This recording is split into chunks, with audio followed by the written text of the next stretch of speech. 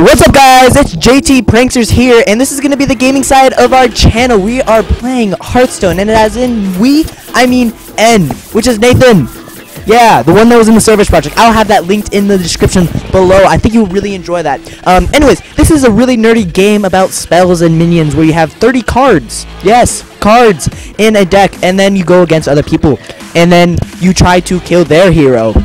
So what we did is we went in to create our own deck, and then we backed out, and then the program automatically builds you a deck, and we use these random decks to go against the death to each other. And the hero that we chose to use was the Warlock, which his special ability, because each one has their special ability. I'll explain this probably in a more detailed video, but this one's just for shits and giggles.